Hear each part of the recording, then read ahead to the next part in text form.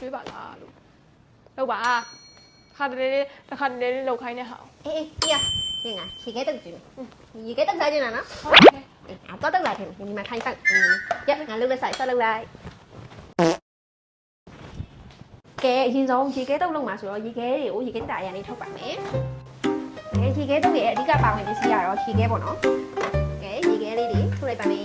ကဲရေခဲလုံးလေးတွေကိုပကံလေးကိုထည့်ပါမယ်ကဲအရင်ဆုံးရေခဲတုတ်ကိုချုံမုတ်ထည့်ပါမယ်မျိုးဒီမှုတ်ထည့်ပါမယ်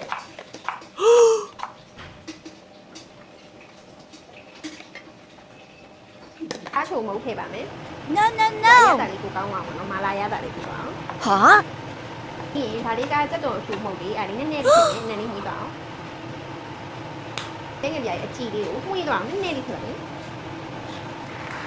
ဒါလေးကတော့မရိုက်ပါဘူးမှုတ်ပြီးတော့ကဲမိမိတောင်းဆိုလာတယ်ရေခဲတုံးချိုးချင်းငန်းဆက်လေးရောက်ပါမိမိရရေခဲတုံး ဟဲ့ဟာရေခဲတော့ကြီးလား ရေခဲတုံးဆိုနေမဲ့ရေခဲတုံးစားချင်တာဆိုငါရေခဲတုံးလာပေးရလေ ရေခဲတော့ရေခဲတော့ပဲလေဒါပေမဲ့ဒါရက်ပါကြီးလေ ရေခဲတုံးနေအဲ့ဒါတုံးထားပေးရပေါ့စားအခုစား ကောင်းတယ်အေးလေး